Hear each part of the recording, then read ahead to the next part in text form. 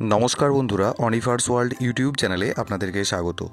পশ্চিমবঙ্গ অর্থ দপ্তর থেকে গত 23 মার্চ একটি নোটিফিকেশান দেওয়া হয়েছে এবং এই নোটিফিকেশানটি রাজ্য সরকারের অন্তর্ভুক্ত এমন কিছু কর্মচারী রয়েছেন তাদের জন্য কিন্তু অত্যন্ত গুরুত্বপূর্ণ এবং খুশির খবর।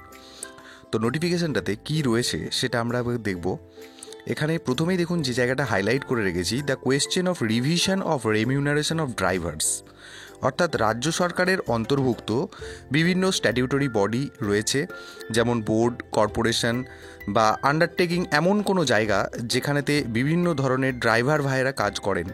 তো তাদের যে স্যাংশন পোস্টগুলো সেগুলো কিন্তু কমপ্লিটলি কন্ট্রাকচুয়াল বেসিস, এগুলো আপনারা সবাই জানেন। তো এখন এই কন্ট্রাকচুয়াল বেসিসে যে সমস্ত ড্রাইভার ভাইয়েরা কাজ করেন তাদের রেমিউনারেশন রিভিশন করা হয়েছে, এই ধরনের কিন্তু নোটিফিকেশানটাতে বলা হচ্ছে এবং সেটা অবশ্যই ফিনান্স ডিপার্টমেন্ট থেকে পাস হয়ে গেছে। তো এখানে কার কী ধরনের বেতন বাড়ছে সেই বিষয় নিয়ে আমরা একটু দেখে নেব।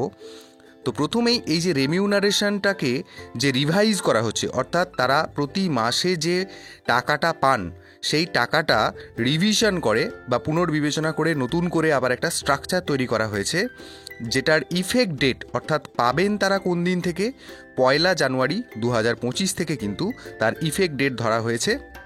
এবং দেখুন এখানে বলা হচ্ছে monthly remuneration of above category of drivers engaged on contractual basis will be revised in the following manner. প্রতি মাসে ওনারা যে রেমিউনারেশনটা পান সেটার ইফেক্ট ডেট 1 জানুয়ারি 2025, অর্থাৎ আজ থেকে প্রায় 2 মাস আগে থেকেই কিন্তু এটার রেমিউনারেশনটা রিভাইজ করার কথা বলা হচ্ছে। মানে ওই 1 জানুয়ারি 2025 থেকেই কিন্তু ওদের বেতনে ইফেক্ট হয়ে যাবে। এবং কীভাবে এই কন্ট্রাকচুয়াল বেসিস যারা ড্রাইভার রয়েছেন তারা বেতন পাবেন তার টেবিলটা দেওয়া হয়েছে এখানে। দেখুন প্রথমেই বলা হচ্ছে অন ইনিশিয়াল এনগেজমেন্ট, যদি কোনো ড্রাইভার ভাই কন্ট্রাকচুয়াল বেসিসে যোগদান করেন, একদম প্রথমেই যোগদান করেন, তার মাসিক বেতন আসছে 16,000 টাকা।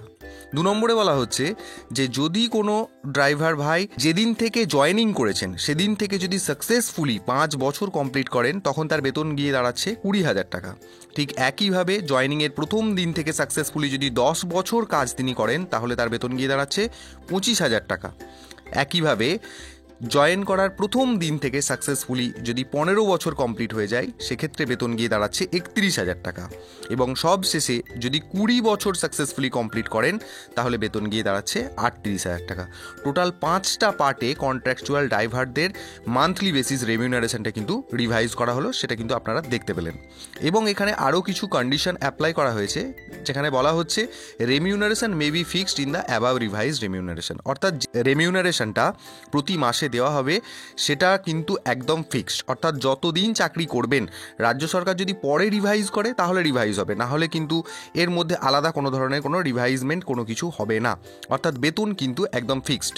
2 নম্বরে বলা হচ্ছে this will be applicable for the driver still attaining the age of 60 years, অর্থাৎ এখানে পরিষ্কার বলা হচ্ছে যে সমস্ত কন্ট্রাকচুয়াল ড্রাইভাররা কাজ করবেন তাদেরকে কিন্তু 60 বছর বয়স পর্যন্ত চাকরি করতে হবে। আর 4 নম্বরটা ঠিক অতটাও গুরুত্বপূর্ণ নয়।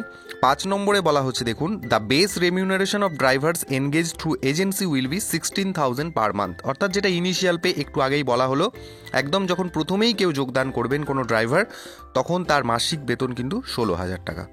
তো যাই হোক, এই টোটাল পার্টটিতে যারা কন্ট্রাকচুয়াল ড্রাইভার রাজ্য সরকারের অন্তর্ভুক্ত কর্পোরেশনে, বোর্ড বা স্ট্যাটিউটরি বডি বা যে কোনো আন্ডারটেকিং রাজ্য সরকারের যে সমস্ত জায়গাগুলি রয়েছে সেখানে ড্রাইভার পদে যারা কাজ করেন তাদের ক্ষেত্রে অত্যন্ত এটি সুখবর।